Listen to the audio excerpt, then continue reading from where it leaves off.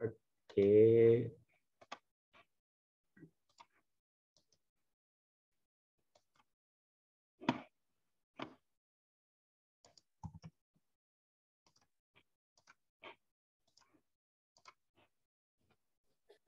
Cek.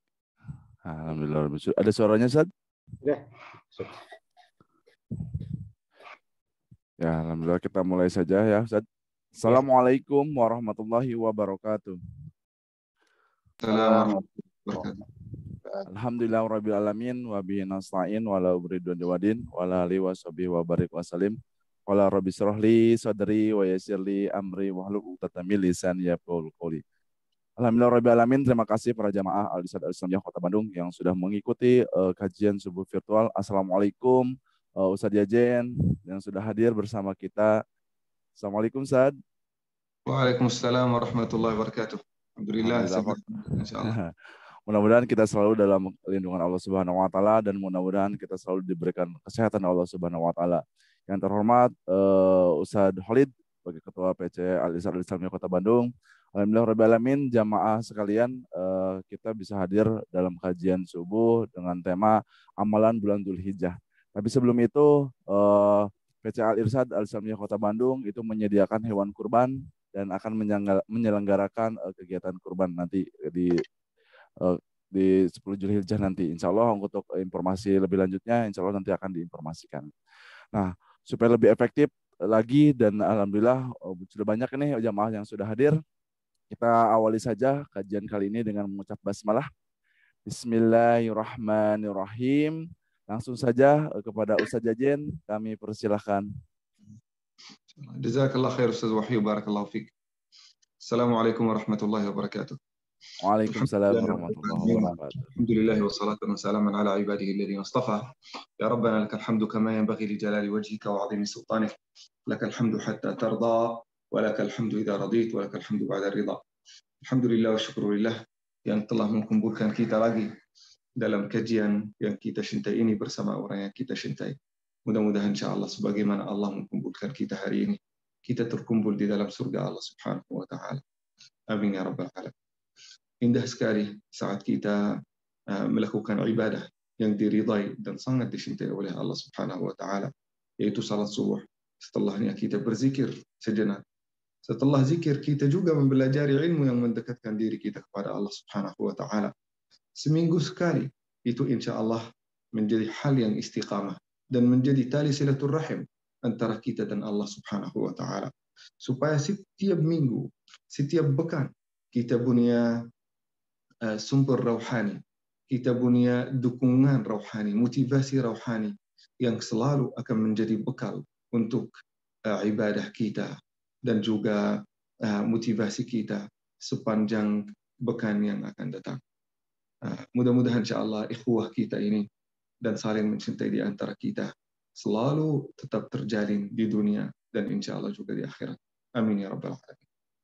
Hadirin yang dimuliakan oleh Allah Subhanahu wa taala, hari ini kita bersama-sama akan membahas judul baru terkait dengan bulan yang sebentar lagi kita akan menyambut, yang sebentar lagi kita akan masuki, yang kita akan hidup di dalamnya, yaitu bulan Dzulhijjah.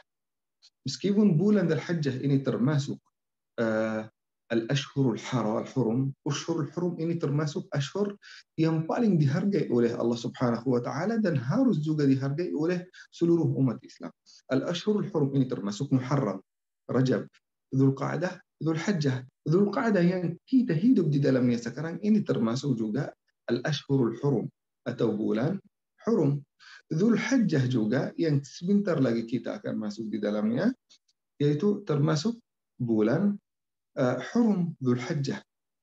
Keutamaan bulan hurum ini secara keseluruhan apa? Fiha tudha'aful a'mal. Semua amal-amal salih apabila kita melakukannya, maka pahalanya di sisi Allah Subhanahu wa taala itu jauh lebih besar dibandingkan dengan hari-hari yang lain.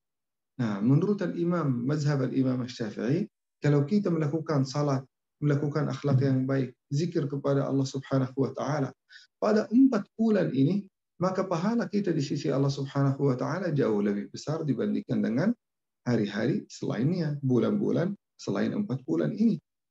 Menurut mazhab al-Imam Syafi'i. Menurut mazhab al-Imam Ahmad tidak ada bedaannya, tetapi ada berkahnya di sisi Allah Subhanahu wa taala. Sebelum kita mulai amalan-amalan yang perlu kita lakukan di bulan Dzulhijjah, marilah kita bersama-sama membacakan awal surat Al-Fajr. Awal surat Al-Fajr. Nah, saya yakin mungkin bagian besar dari jamaah yang hadir hari ini sudah hafal surat Al-Fajr. Maka kita mulai langsung. Izinkan saya membacakan surat Al-Fajr, bukan semuanya, awal surat Al-Fajr. Dan perhatikan bagaimana Al-Faqir, bagaimana saya melafalkan huruf-hurufnya. Insya Allah akan membantu kita untuk membacakannya secara benar. Bismillahirrahmanirrahim. A'udzu billahi minasy syaithanir rajim. Bismillahirrahmanirrahim. Wal fajri wa layalin 'ashrin wasyaf'i wal watr wal laili idza yasri wal laili idza yasr. Jadi kita boleh berhenti dengan ra yang mati. Kita boleh melanjutkan dengan ra yang kasrah. Wal laili idza yasr. Bisa. Wal laili idza yasri hal fi dzalika qasamul lidhi hijr. Alam tara kayfa fa'ala rabbuka bi'ad. إرم ذات العماد التي لم يخلق مثلها في البلاد. Kita ulang lagi. التي لم يخلق مثلها في البلاد. وثمود الذين جابوا الصخر بالواد. وفرعون ذي الأوتاد الذين طغوا في البلاد فأكثروا فيها الفساد فصب عليهم ربك سوط عذاب إن ربك لبالمرصاد فأما الإنسان إذا ما ابتلاه ربه فأكرمه ونعمه فيقول ربي أكرمن وأما إذا ما ابتلاه فقدر عليه رزقه فيقول ربي أهانن صدق الله العظيم. صدق الله العظيم وصدق رسوله الكريم وإن على ذلك من الشاهدين والشاكرين إلى يوم الدين. Hadirin yang dimuliakan Allah Subhanahu wa taala, di ayat-ayat yang baru kita bacakan disebutkan oleh Allah Subhanahu wa taala ada 10 malam, 10 hari yang sangat dicintai oleh Allah Subhanahu wa taala. 10 malam atau mungkin 10 hari yang disebutkan oleh Allah Subhanahu wa taala di dalam Al-Qur'an itu menunjukkan bahwasanya 10 hari ini termasuk hari-hari yang sangat diberkahi oleh Allah Subhanahu wa taala, yang sangat mulia, yang sangat dicintai. Begitu juga amal saleh di dalamnya termasuk amalan yang sangat dicintai oleh Allah Subhanahu wa taala. Menurut mayoritas mufassirin atau menurut Al-Imam At-Tabari, beliau berkata, "Alal asahhi min aqwali mufassirin," qaul yang paling sahih, yang paling dekat kepada tafsir ayat-ayat ini, layalin ashr. Layalin ashr ini termasuk 10 hari pertama bulan Dzulhijjah. Dari satu hari, hari 1 sampai hari 10. Hari 10 adalah yaum Idul Adha. Dan sebelumnya itu hari ke-9 itu Yaum Arafah.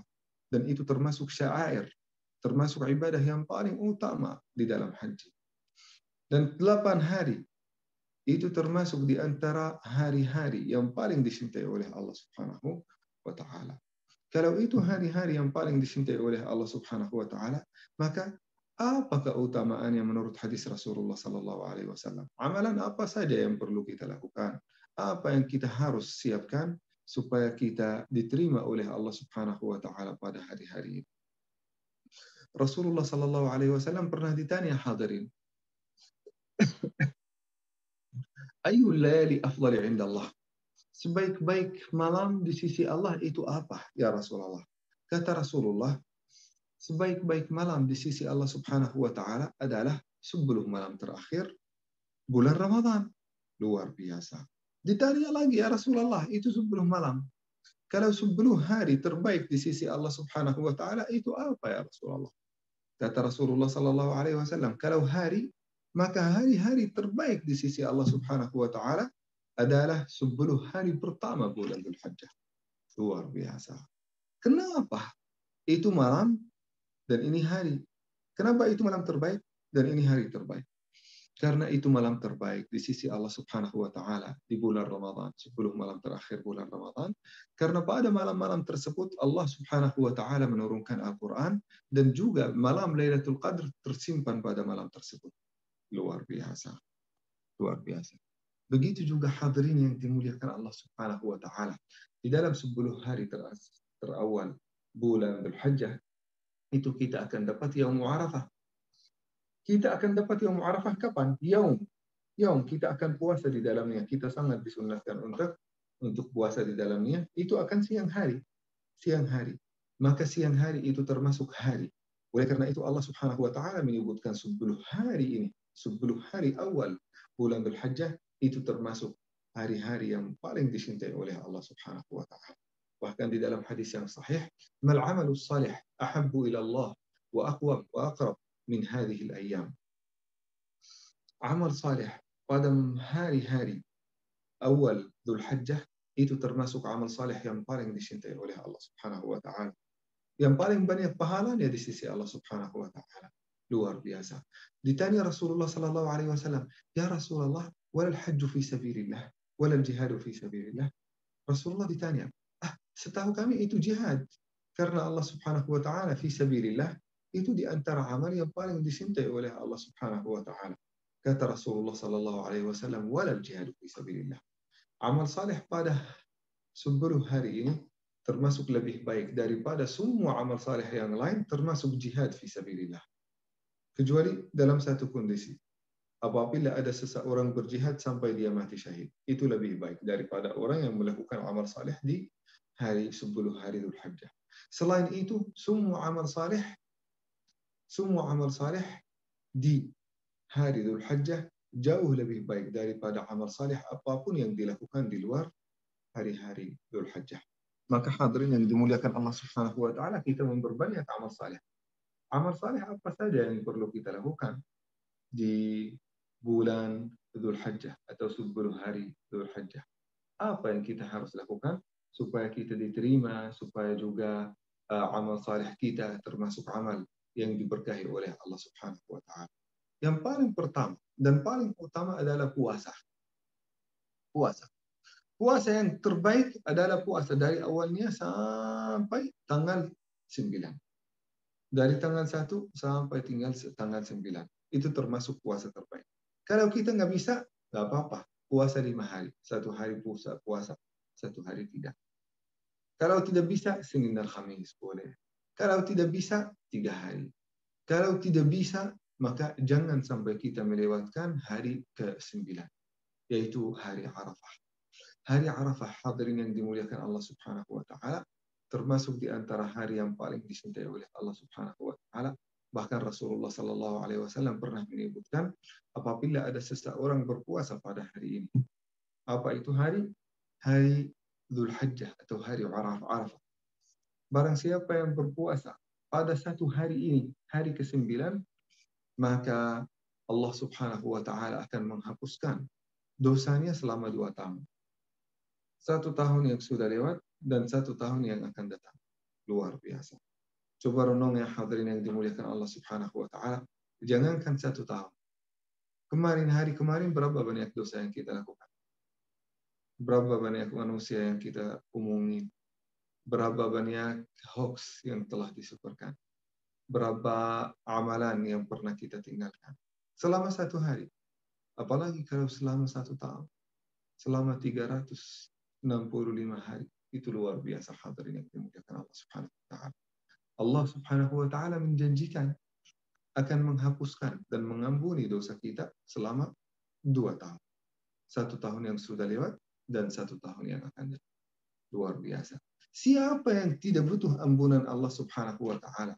Siapa yang tidak butuh Allah Subhanahu wa taala menghapus dosa-dosa kita? Siapa yang tidak butuh kita diridai oleh Allah Subhanahu wa taala? Kalau kita sudah tidak ada dosa dan maksiat, lega hati kita, sangat tenang perasaan kita. Kenapa? Sudah tidak ada dosa yang memberatkan tubuh dan badan kita.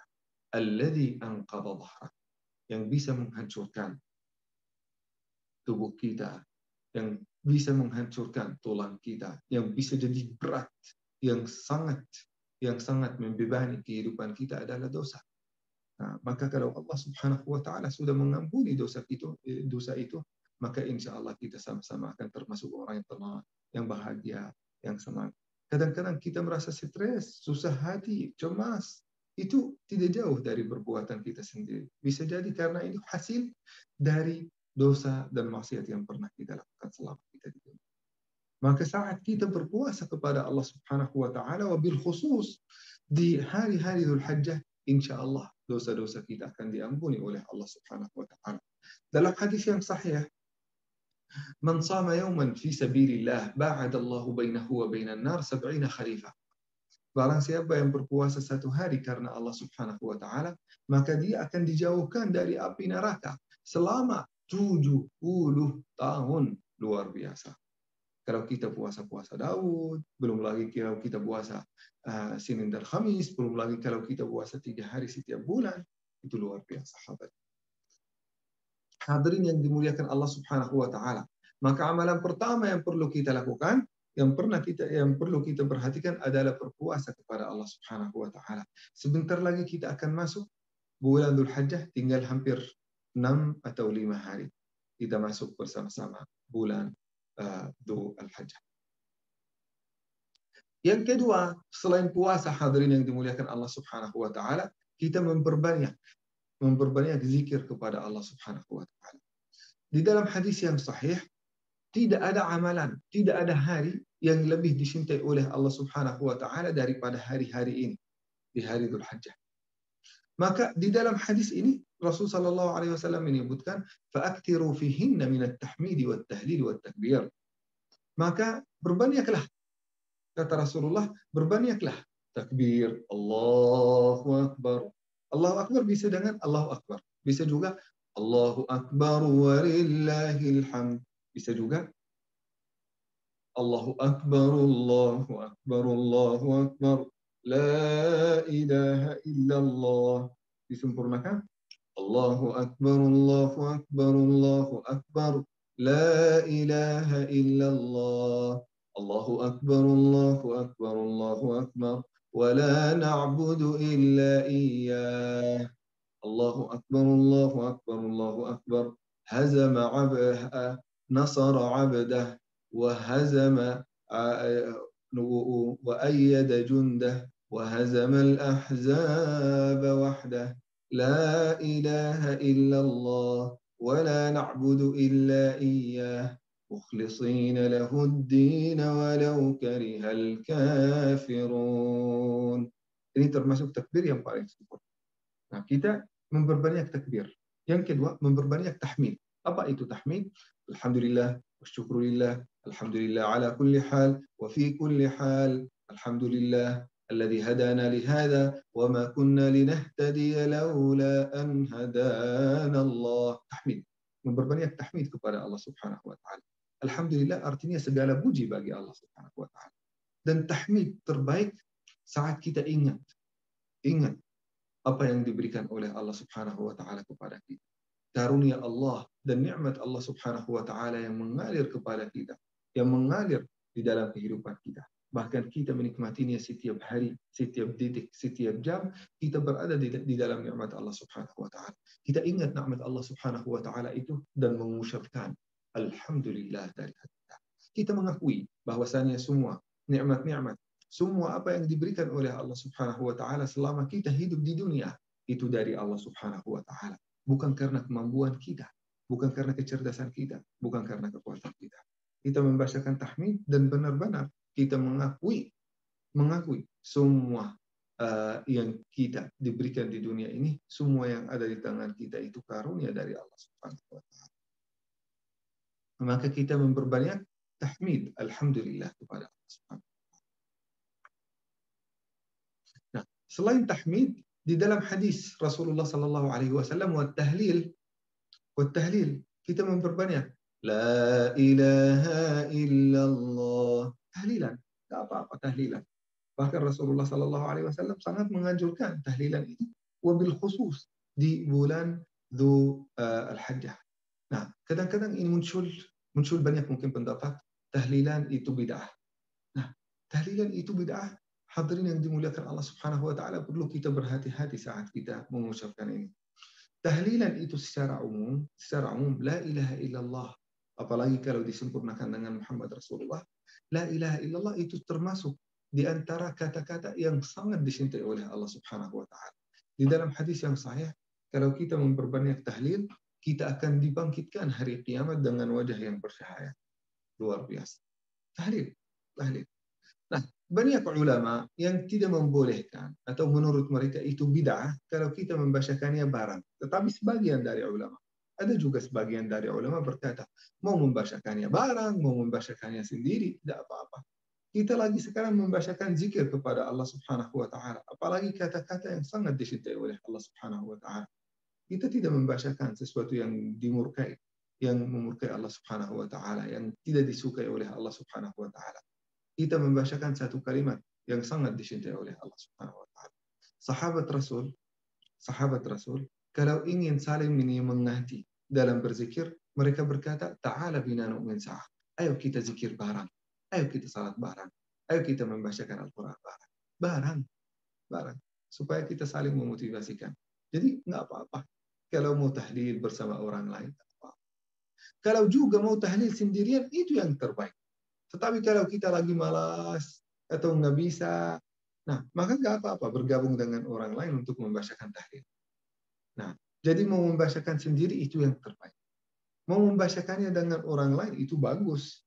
Yang salah itu kita meninggalkan tahlilan dengan alasan bid'ah. Kok ya udah kalau engkau ini menganggap ini bid'ah, tahlilan dengan orang lain, kok kenapa engkau tidak tahlilan sendirian? Nah, ini yang masalah. Nah, maka kalau kita tidak ingin tahlilan dengan orang lain, ya udah tahlil sendirian. Yang penting jangan sampai kita meninggalkan tahlilan. Kalau kita menganggap tahlilan itu bersama, tidak. Nah, maka kita memperbanyak takbir, tahmid. Takbir artinya Allahu Akbar. Tahmid artinya Alhamdulillah. Tahlil artinya La ilaha illallah. Itu Rasulullah Sallallahu Alaihi Wasallam menyebutkan 3 zikir ini. Sebagai contoh. Rasulullah Sallallahu Alaihi Wasallam maksud beliau di dalam hadis ini, semua zikir-zikir kepada Allah Subhanahu Wa Taala termasuk kata-kata atau amalan yang sangat dicintai oleh Allah Subhanahu Wa Taala. Maka kita sebagaimana kita memperbanyak tahmid, tahlil, takbir, kita juga memperbanyak juga tasbih. Subhanallah. Kita juga memperbanyak hauqalah, la haula wala quwata illa billah. Kita juga memperbanyak istighfar, astaghfirullahal azim wa atubu ilaih. Kita memperbanyak tahmid dan ta'zim, subhanallah wa bihamdihi subhanallahil azim. Kita memperbanyak zikir kepada Allah Subhanahu wa taala, itu termasuk ibadah yang sangat dianjurkan oleh Allah Subhanahu wa taala pada 10 malam atau 10 hari Dzul Hajjah. Ustaz, kapan kita bisa melakukan zikir itu? Kapan saja. Sambil kita masak, bagi ibu-ibu lagi masakan pagi, sarapan, masakan siang, untuk masakan malam, sambil di dalam dapur, kerja di dalam dapur, kita menggerakkan otot kita untuk masak, otot kita untuk bersih-bersih, tetapi juga otot lidah kita itu tidak pernah berhenti zikir kepada Allah Subhanahu wa taala. Luar biasa. Saat kita berangkat kerja, pulang kerja, sebelum kita tidur, bangun tidur, sebelum salat, setelah salat, kita selalu berzikir kepada Allah Subhanahu wa taala. Kalau kita bertemu dengan Allah Subhanahu wa taala dalam keadaan membiasakan diri zikir kepada Allah Subhanahu wa taala, membasahi lidah kita dengan banyak zikir kepada Allah Subhanahu wa taala, maka kita akan terjamin bagi kita surga Allah Subhanahu wa taala. Rasulullah sallallahu alaihi wasallam pernah ditanya, "Ya Rasulullah, saya ingin husnul khatimah ya Rasulullah. Saya ingin kalau saya dibangkitkan nanti hari kiamat, dibangkitkan langsung ke dalam surga Allah Subhanahu wa taala. Apa yang saya lakukan?" Kata Rasulullah, "La yazalu lisanuka ratban bidzikrillah." Jagalah lidahmu terbiasa basah dalam keadaan berzikir kepada Allah Subhanahu wa taala. Jadi selalu membiasakan diri berzikir kepada Allah Subhanahu wa taala, itulah yang akan menjaminkan husnul khatimah bagi kita, dan itulah yang akan menjaminkan surga Allah Subhanahu wa taala bagi kita semua. Jadi la yazalu lisanuka ratban bidzikrillah. Zikir secara umum itu termasuk ibadah yang sangat dicintai oleh Allah Subhanahu wa taala. Selain puasa dan zikir kepada Allah Subhanahu wa taala, apa yang kita perlu lakukan? Setelah itu kita mempersiapkan hewan kurban. Persiapan dari kapan? Dari awal Dzulhijjah. Dari awal Dzulhijjah, meskipun kita belum beli hewan kurban. Nah, dan kalau nggak salah di Al-Irsyad Al-Islamiyah mereka menyediakan insyaallah jasa layanan hewan kurban. Marilah kita berkurban kepada Allah Subhanahu wa taala melalui Al-Irsyad Al-Islamiyah. Tapi insyaallah harus juga dari Al-Irsyad, dari panitia di Al-Irsyad, dan juga dari jamaah mengetahui fikih kurban, dan juga persyaratan-persyaratan yang perlu kita perhatikan.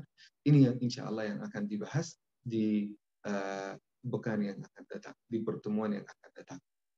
Nah, selain saat kita berkurban, yang perlu kita perhatikan pada hari-hari ini, perlu kita memenuhi syaratnya atau melakukan beberapa hal yang perlu kita lakukan supaya ibadah kurban ini termasuk ibadah yang diterima oleh Allah Subhanahu wa taala. Yaitu apabila kita punya kuku dan rambut, tidak boleh kita memotongnya kalau kita ingin berkurban. Nah, maka harus mempersiapkan dari sekarang, dari awal Dzulhijjah. Kita harus memotong pada hari ke-30 Dzulqa'dah atau hari ke-29 Dzulqa'dah, memotong kuku kita, dan kalau perlu kita memotong rambut kepala kita atau jenggot kita sampai hari kurban. Sampai hari kurban. Nah, itu yang perlu kita lakukan. Kurban ini hadirin yang dimuliakan Allah Subhanahu wa taala, termasuk ibadah yang sangat mulia, yang sangat dicintai oleh Allah Subhanahu wa taala. Bahkan Rasulullah sallallahu alaihi wasallam menyebutkannya di dalam hadis yang sahih, barang siapa yang berkurban kepada Allah Subhanahu wa taala, maka dia akan dapat kebaikan dan pahala dari Allah Subhanahu wa taala sesuai dengan lembar bulunya. Luar biasa. Lembar bulunya itu berapa? Bulu kambing, bulu sapi, bulu unta, bulu kerbau. Itu sangat banyak. Maka kita insya Allah dapat kebaikan dan pahala dari Allah Subhanahu wa taala sesuai dengan bulu. Sesuai dengan berapa banyak bulu yang dimiliki oleh hewan kurban tersebut. Itu hampir mungkin miliaran ya. Kalau kita bisa hitung itu, kita mungkin rambut kepala kita, hadirin yang dimuliakan Allah Subhanahu wa taala, itu menurut beberapa studi kurang lebih ratusan juta. Ratusan juta. Itu yang ada di kepala kita. Yang ada di kepala kita. Nah, coba bayangkan kalau di seluruh tubuh kita, apalagi kalau itu hewan kurban yang sangat banyak bulunya. Luar biasa. Nah, maka hadirin yang dimuliakan Allah Subhanahu wa taala, kita berusaha untuk berkorban. Ya, meskipun itu menurut Syafi'i, menurut Al-Hambali, menurut Al-Maliki. Menurut tiga mazhab ini, hewan kurban itu tidak wajib. Tetapi menurut Al-Hanafi itu termasuk wajib.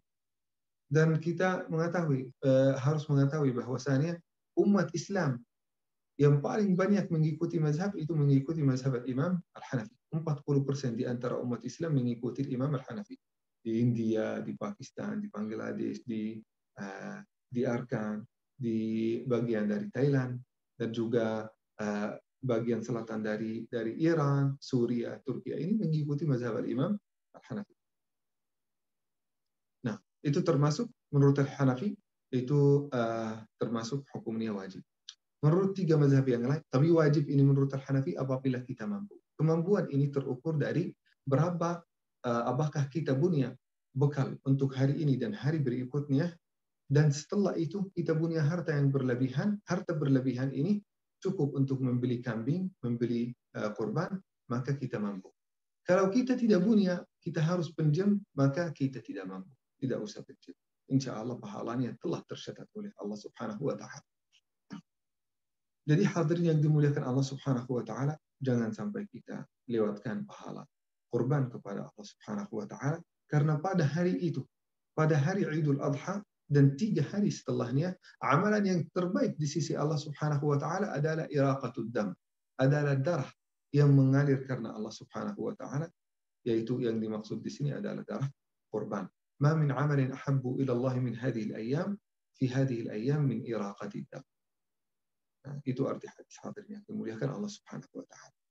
Hadirin yang dimuliakan Allah Subhanahu wa Ta'ala, selain puasa, zikir kepada Allah Subhanahu wa Ta'ala, dan berkurban kepada Allah Subhanahu wa Ta'ala, ada amalan lain yang perlu kita perhatikan pada hari-hari Dzul Hajjah.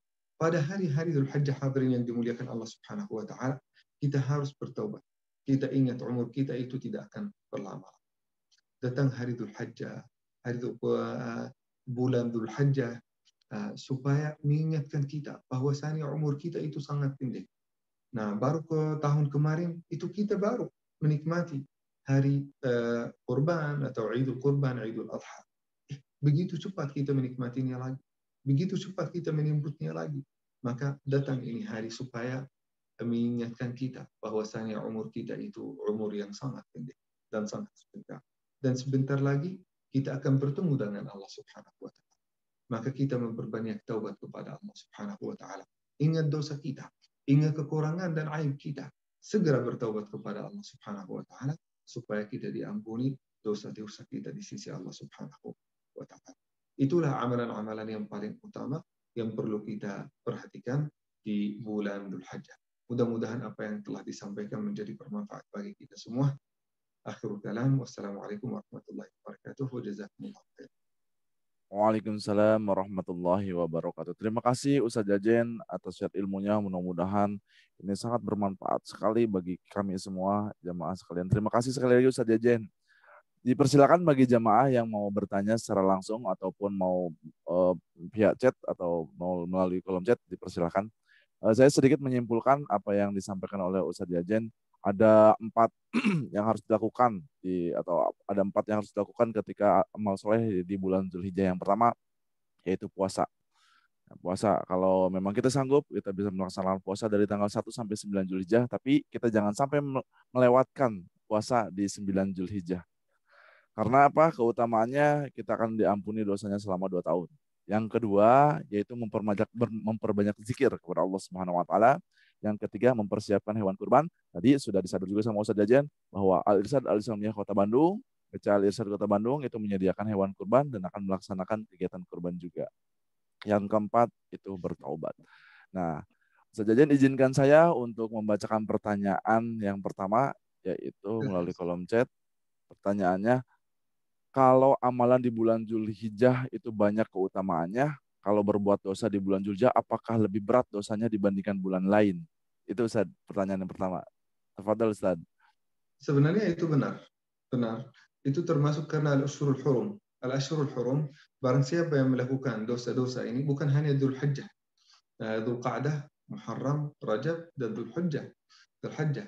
Kalau kita melakukan dosa di dalamnya, maka dosanya jauh lebih besar dibandingkan dengan dosa yang dilakukan di bulan-bulan yang lain. Maka kita berhati-hatilah, berawas dan berpikir 1000 kali sebelum kita melakukan dosa pada hari-hari ini. Kita berusaha dan termotivasi mendorong diri untuk melakukan kebaikan dan berusaha untuk menahan apabila ada bisikan syaitan pada kita untuk melakukan dosa, karena dosanya lebih besar daripada hari-hari biasa. Terima kasih Ustaz. Ini ada lagi pertanyaan berikutnya.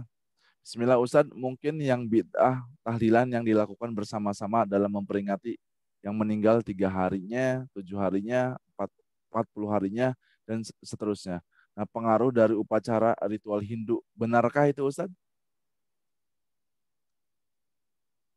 Ya, kita tidak bisa ya, kita tidak boleh ya. Mohon maaf ya. Ini apa yang antum sampaikan bisa jadi benar ya. Tetapi saat kita ingin mengkritis mungkin aliran-aliran yang lain atau mungkin yang tidak sependapat dengan kita, mungkin sebaiknya jangan sampai kita mengkaitkannya dengan agama lain. Apalagi mungkin agama Hindu, kadang-kadang dengan Yahudi, kadang-kadang dengan Syiah, kadang-kadang. Nah, itu mungkin yang perlu kita berhati-hati saat kita kritis, karena itu sangat menyakitkan ya perasaan orang-orang yang punya pendapat yang lain. Nah, meskipun apa yang antum sampaikan itu insya Allah benar, karena Rasulullah Sallallahu Alaihi Wasallam tidak pernah tahlilan apabila ada seseorang meninggal, tidak pernah tahlilan. Maka kalau boleh kita meninggalkannya. Tetapi kalau ada seorang melakukannya, itu tetap lebih baik daripada tidak berzikir. Itu lebih baik daripada melakukan maksiat. Kita menasihati dia dengan cara yang terbaik, yang paling lembut. Faqula lahu qawlan layyinan la'allahu yatadhakkaru aw yakhsha. Yang salah itu yang tidak pernah tahlilan. Yang tidak pernah tahlilan. Kalau tahlilan setelah salat, kalau tahlilan pada mungkin hari-hari atau waktu tertentu, itu lebih baik daripada tidak tahlilan sama sekali. Tidak tahlilan sama sekali. Itu masih membacakan tahlilan. Apabila ada seorang meninggal, apabila setelah salat, apabila mungkin ada pertemuan, apabila ada acara besar. Nah, kita tanya, tahlilan, niatmu dari tahlilan ini apa? Dia akan bilang, memang Rasulullah tidak pernah melakukannya. Tapi supaya kita dapat berkah tahlil. Supaya kita dapat berkah menyebut nama Allah Subhanahu wa taala di lidah kita. Kalau dia balas dengan balasan ini tidak ada salah. Tidak ada salahnya. Kita tidak bisa menyalahkan. Nah, kita bisa menyalahkan kalau dia bilang ini Rasulullah pernah melakukannya karena tidak ada hadis sahih yang menyebutkan Rasulullah pernah tahlil. Nah, emang itu tahlil seharusnya setiap hari, setiap waktu, setiap waktu kita merasa lagi kosong, ya tahlil, zikir kepada Allah Subhanahu wa taala. Itu yang terbaik. Jangan sampai kita mengkhususkannya, kalau ada seorang meninggal baru kita ingat tahlil. Kalau ada setelah salat kita ramai, enggak apa-apa, enggak apa-apa kalau kita sendirian. Tetapi kalau kita sama sekali tidak membacakannya kecuali pada situasi-situasi ini, silahkan. Tetapi ingat bahwasanya kita membacakan tahlil ini bukan karena Rasulullah melakukannya, tetapi kita membacakannya supaya kita dapat berkahnya, supaya kita dapat berkah menyebut nama Allah Subhanahu wa taala di lidah kita. Nah, jadi kita berusaha untuk memahami perasaan ya saudara-saudara kita yang tidak sependapat dengan kita. Kita menerima mereka, kita merangkul mereka dengan cara yang terbaik. Fir'aun sendiri dengan kejahatan yang luar biasa ketika beliau melakukan kesalahan, Allah memerintahkan Musa untuk menasihati beliau, faqula lahu qawlan layyina. Maka nasihatilah Fir'aun dengan cara yang terbaik, dengan cara yang halus, dengan cara yang paling sopan. Kita menyebutkan kebaikannya, lalu kita menyebutkan bahwasanya kesalahan ini, atau tidak menyebutkan kesalahan sama sekali, secara tidak langsung kita menasihati dia. Nah, itu yang terbaik. Jazakallah khair. Ini apa yang antum sampaikan ini sangat penting. Peringatan bagi saya sendiri dan juga peringatan bagi semua jamaah. Barakallahu fiik, jazakallah khair.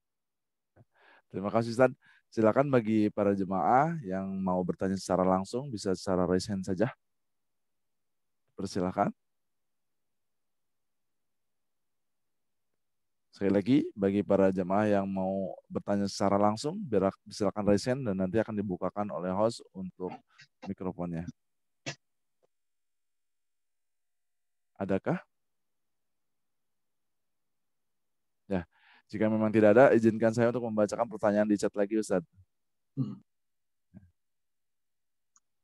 Nah, ini Ustaz ada pertanyaan lagi. Ustaz mau bertanya, kurban buat orang tua yang sudah wafat, itu bagaimana, Ustaz? Dalam hukum Islam ada aturan namanya al-hayyu aula min al-mayyit. Yang masih hidup itu lebih diprioritaskan dibandingkan yang sudah meninggal dunia. Jadi kita punya keluarga yang masih hidup, yang belum mampu, itu yang kita perhatikan. Itu yang kita perhatikan. Kalau kita sudah memperhatikan orang-orang yang di sekitar kita yang masih hidup, maka boleh setelah itu kita memperhatikan yang sudah meninggal dunia. Yang sudah meninggal dunia. Jadi kita mendahulukan yang sudah yang masih hidup. Nah, tetapi apakah kita boleh melakukan kurban? Menurut beberapa ulama, beberapa kalangan ulama sebenarnya boleh. Tetapi ada beberapa amalan kalau kita melakukannya untuk orang yang sudah meninggal dunia, itu lebih baik. Di antaranya berdoa kepada Allah Subhanahu wa taala, ya Allah ampunilah dia, ya Allah rahmatilah dia, ya Allah berikanlah kepada dia, ya Allah bahagiakanlah dia. Itu doa termasuk gunung-gunung dari hasanat yang akan ditemui oleh orang yang sudah meninggal. Jadi doa, setelah itu bersedekah atas niat beliau. Setelah itu kita ingat nasihat-nasihat beliau kepada kita. Pernah beliau menasihati kita untuk berakhlak yang baik, kita berakhlak yang baik. Nasihat beliau untuk melakukan salat, kita menjaga salat. Nasihat beliau untuk berbuat baik kepada keluarga, kepada tetangga, kepada sahabat. Kita mengikuti nasihat beliau yang pernah beliau menasihati saat beliau hidup. Itu termasuk pahala dan hadiah yang terbaik yang bisa kita sampaikan kepada orang yang sudah meninggal. Namun kalau kita sudah melakukan itu semua dan masih ada lapangan rezeki, masih ada rezeki kita luas, kita bisa beli hewan kurban, kurbankan sesuatu dengan niat atas niat orang yang sudah wafat, maka tidak ada masalah. Ya, terima kasih Ustaz. Pertanyaan berikutnya Ustaz dari kolom chat. Bagaimana dengan puasa Tarwiyah Ustaz? Apakah ada keterangan khusus mengenai keutamaannya puasa Tarwiyah Ada Ustaz? sebenarnya. Ada, saya pernah dengar hadis tentang Tarwiyah. Tapi yang kita supaya kita keluar dari khilaf, dari perbedaan ulama, kita tidak bingung apakah ini benar atau tidak. Kita mencari yang aman. Yang aman itu puasa 10 hari Dzulhijjah. 10 hari 9 hari Dzulhijjah. Kalau kita puasa 9 hari Dzulhijjah, itu kita mencari aman, alhamdulillah. Kita benar-benar mengikuti sunat Rasulullah SAW. Yang jarang sekali meninggalkan puasa Dzulhijjah. Nah, kita mencari aman. Nah, dengan puasa 9 hari. Tarwiyah ada ikhtilaf di antara ulama. Kita tidak bisa menyebutkan ini salah, ini benar. Tetapi kita mencari aman dengan puasa 9 hari. Terima kasih Ustaz. Ini ada yang raisen mungkin akan bertanya secara langsung. Dipersilakan untuk yang raisen untuk bertanya secara langsung. Silakan Ustazah. Bismillahirrahmanirrahim. Terima kasih. Assalamualaikum warahmatullahi wabarakatuh. Subhanallah ya, Ustaz Yajin ini akhlakul karimah sekali ya, bagus sekali dan hati-hati sekali. Tapi boleh kalau saya diizinkan Ustaz terkait tadi yang kurban bagi orang yang meninggal ya. Karena al-aslu fil ibadah itu kan wakaf atau itiba. Itiba mengikuti atau diam gitu. Kalau tidak ada petunjuk diam, tapi kalau ada petunjuk mau nggak mau kita harus mengikuti ibadah. Karena dasarnya yang namanya ibadah itu tidak selalu mengerjakan, tapi meninggalkan pun bisa jadi ibadah. Contohnya satu banyak. Saya tidak pernah melakukan atau mengizinkan kalau ada orang yang meninggal, kurban untuk orang yang meninggal atau akekah untuk orang yang meninggal. Karena yang namanya ibadah itu kan ada dengan jasad, dengan harta, gitu kan? Ada dengan dua-duanya, jasad dan harta. Sementara orang yang meninggal itu sudah tidak ada kewajiban. Jadi bisa jadi mubazir. Untuk apa itu gitu? Jangan pun orang yang sudah meninggal, orang hidup saja ketika melaksanakan kurban tidak sesuai sunnah, maka Nabi mengatakan fa innahu linafsihi. Man dahaba, man yadhab. Barang siapa yang memotong sebelum sholat id, maka potongannya itu baginya, bukan bagi Allah. Kalau kamu mau, maka kamu harus ganti hewan seperti ini lagi gitu. Karena ada sahabat Nabi memotong sebelum waktunya, padahal masih hidup dia. Dan hari Idul Adha, cuma belum waktu sholat. Maaf, sebelum sholat Idul Adha. Jadi masalah Ustaz gitu. Apalagi ini orang yang sudah meninggal. Mohon maaf Ustaz, karena Ustaz menjadi rujukan orang banyak. Jadi saya minta lebih kepastian gitu. Itu satu. Yang kedua, terkait dengan saum Arafah. Yang saya tahu itu saum Arafah cuma 1 hari. Maaf nih, sekali lagi kalau berbeda. Saya tidak ingin berbeda dengan orang lain, tetapi jika harus terpaksa berbeda untuk kebenaran saya menyampaikan gitu. Mohon maaf Ustadz ya. Ada 14 hadis di muslim.or.id itu tentang hadis saum dari hari pertama Zulhijjah sampai tanggal 9. Tapi ternyata gorib hadisnya. Dan di situ ada yang nama Mas'ud bin Wasil kalau nggak salah namanya gitu ya. Jadi kalau saya tinggalkan dari tanggal 1 sampai 8 karena taat. Saya mengerjakan tanggal 9 saja karena taat. Mohon maaf kalau saya salah. Jadi mental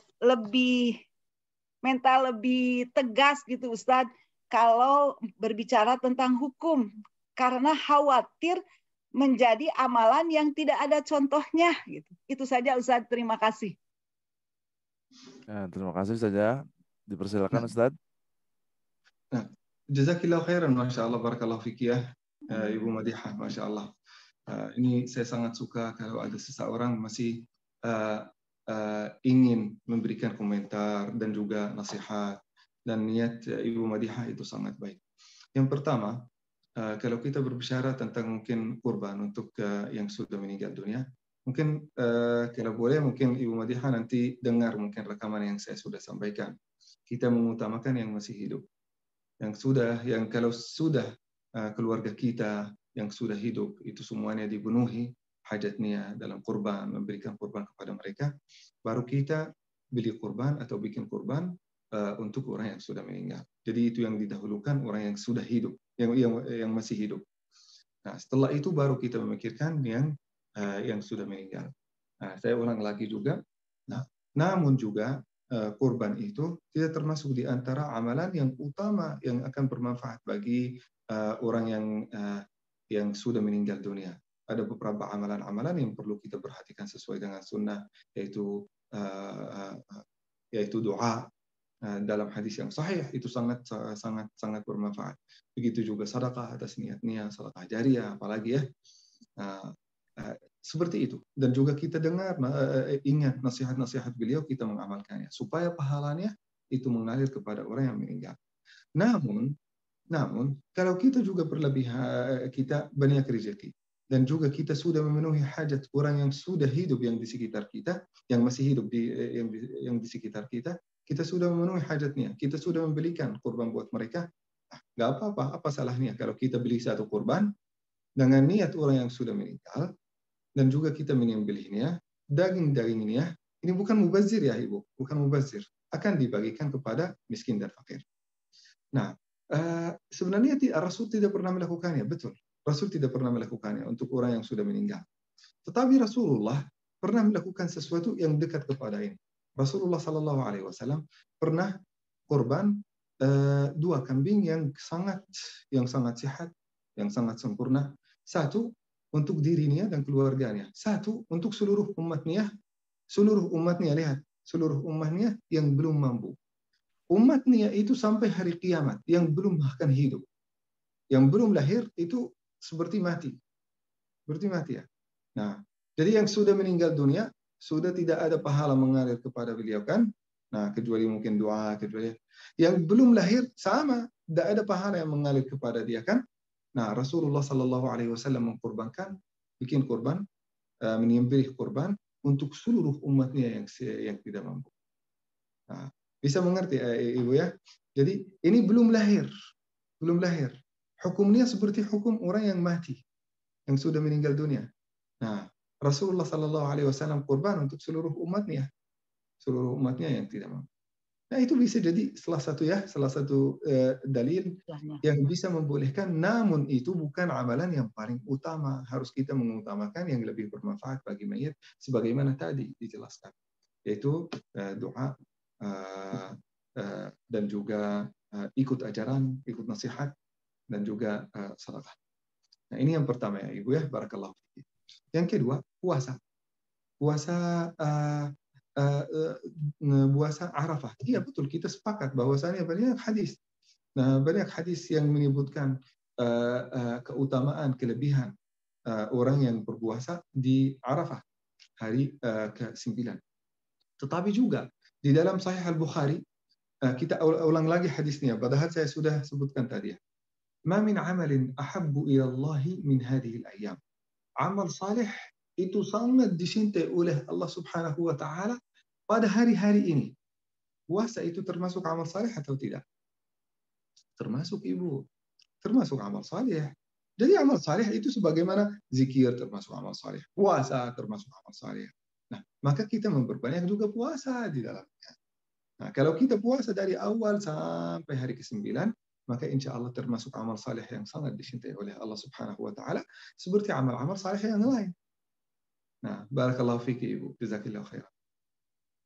Terima kasih Ustaz. Ini mungkin ada satu pertanyaan Hadis itu terakhir. bukan hadis dhaif yang saya sebutkan, itu hadis di dalam Sahih Al-Bukhari, Ibu. Ya. Ya. Terima kasih Ustaz. Ini ada satu lagi pertanyaan di chat. Bismillah, izin bertanya. Bagaimana dengan ahwat pas tanggal 9 Zulhijjah haid? Apakah ada amalan yang sama pahalanya dengan tanggal 9 Zulhijjah? Maaf Kepada diulang. Ustaz. Pertanyaannya, bagaimana dengan ahwat pas tanggal 9 Zulhijjah itu haid? Tidak bisa puasa mungkin Ustaz. Apakah ada amalan yang sama pahalanya dengan tanggal 9 Zulhijjah? Nah, perlu kita tahu, innamal a'malu binniyat. Amalan dan amal saleh itu pahalanya bergantung dengan niat kita. Jadi ibu yang lagi ada halangan ini masuk 9 Dzulhijjah tapi dalam keadaan halangan tidak bisa puasa. Pahalanya akan tercatat oleh Allah Subhanahu wa taala kalau ada niat di dalam hatinya, kalau saya tidak haid insya Allah saya akan puasa. Pahalanya sudah tercatat oleh Allah Subhanahu wa taala. Nah, perlu juga kita tahu, perempuan yang haid itu disuruh oleh Allah Subhanahu wa taala untuk istirahat dulu karena sakitnya itu bukan main-main. Saat kita haid, saat ibu dan seorang wanita muslimah itu lagi haid, disuruh oleh Allah Subhanahu wa taala untuk istirahat dulu. Karena Allah tahu sakitnya. Allah tahu perubahan hormon yang ada di dalam tubuhnya. Perubahan dan gangguan perasaan yang macam-macam. Perasaan ketakutan, perasaan emosi, perasaan baper. Saat itu bukan karena dirinya sendiri, karena hormon-hormon yang diproduksi di dalam dirinya sendiri saat haid. Nah, apalagi mungkin sakitnya, rasa sakitnya yang luar biasa. Nah, maka Allah Subhanahu wa taala memudahkan bagi akhwat-akhwat kita untuk tidak salat dulu, enggak untuk salat. Karena salat itu juga termasuk gerakan yang sangat bisa sangat berat bagi orang-orang yang sakit. Nah, begitu juga puasa. Ini termasuk ibadah yang sangat heavy, yang sangat berat bagi ibu-ibu. Maka Allah Subhanahu wa taala suruh mereka istirahat dulu. Istirahat ibadah puasa dan ibadah salat. Selain itu semua ibadah boleh kita lakukan. Mau baca Quran secara gaib dari HP boleh. Mau zikir boleh. Mau berakhlak yang baik boleh. Mau berdoa kepada Allah Subhanahu wa taala boleh. Semua ibadah itu selain salat dan puasa insya Allah diperbolehkan. Syukron Ustaz. Mungkin alhamdulillah para jamaah waktu sudah menunjukkan pukul 6:15 dan tadi adalah pertanyaan terakhir. Mungkin ada closing statement dari Ustaz Yajin. Dipersilakan. Nah, closing statement tidak mungkin banyak, paling mungkin kita setiap kali ada mungkin pertemuan seperti ini, jangan sampai kita mensia-siakan apa yang akan disampaikan. Meskipun perlu juga kita memahami bahwasanya ini al-faqir, al-abdul faqir. Saat saya menyampaikan sesuatu, itu bukan Quran. Bukan Quran. Itu berdasarkan apa yang saya bacakan, apa yang saya pelajari, mengumpulkan beberapa ara'ul ulama, dan menyampaikannya kepada antum secara singkat. Nah, itu tidak berarti saya orang yang maksum, yang tidak pernah melakukan kesalahan.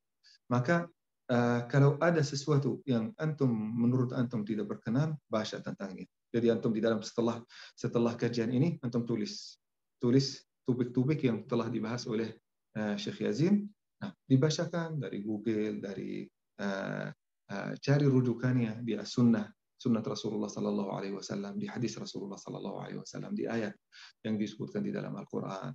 Carilah sempurna, carilah aqwalul ulama di dalamnya, supaya insya Allah kita benar-benar dapat manfaat yang sempurna dari kajian ini. Ini yang paling pertama. Yang kedua, apabila engkau lihat atau dengar kebaikan dari kajian ini, maka ditulis, dicatat. Kalau boleh disebarkan oleh antum. Disingkatkan, disebarkan di WhatsApp group, disebar di Instagram, disebar di Facebook, supaya antum dapat pahalanya dan supaya ilmu-ilmu yang kita ini kumpulkan pada kajian ini tidak sia-sia. Kita menyampaikan, kita sekarang mungkin yang hadir hari ini mungkin 120-an atau tadi 130-an orang yang bermanfaat, bukan hanya 130, tetapi insya Allah yang bermanfaat ribuan orang kalau kita menyampaikan kajian ini kepada orang lain.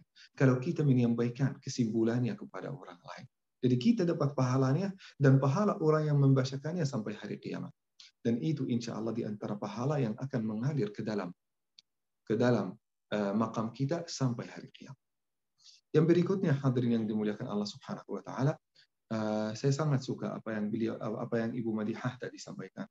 Kita tetap ini diskusi di dalam kajian ini supaya kita insya Allah bisa jadi kalau saya salah kita tabayun, kita bisa mencari kebenaran di mana, gitu ya. Kita saling menasihati. Namun kalau mungkin ada mau lebih ke klarifikasi, mau lebih detail, gak apa-apa tanya. Ustaz, itu hadisnya di mana? Itu ada dalilnya, itu ada ayatnya, itu aqwalul fuqaha di dalamnya apa? Mana yang lebih diutamakan? Itu boleh kita diskusi di dalam kajian ini. Alhamdulillah mungkin dari panitia Al-Irsyad mereka menyediakan hampir 20-25 menit setiap kali kita kajian supaya kita diskusi, supaya memberi jawaban untuk setiap pertanyaan-pertanyaan. Mudah-mudahan apa yang telah disampaikan itu bermanfaat bagi kita semua. Sekali lagi mohon maaf apabila ada kekurangan dan kesalahan. Assalamualaikum warahmatullahi wabarakatuh. Waalaikumsalam warahmatullahi wabarakatuh. Terima kasih Ustaz Ajen, jazakallahu khairan atas semua ilmunya hari ini Ustaz. Terima kasih sekali lagi Ustaz. Terima kasih. Jazakumullah khair, barakallahu fikum. Alhamdulillah alamin, para jamaah sekalian, kajian subuh mingguan yang insya Allah continue kita laksanakan. Tapi sebelum kita akhiri, saya informasikan bahwa di PC Al-Irsyad Al-Islamiyah Kota Bandung itu menyediakan hewan kurban bagi jamaah yang memerlukan bisa menghubungi. Ini ada share-nya, pamfletnya, bisa menghubungi langsung ke panitia.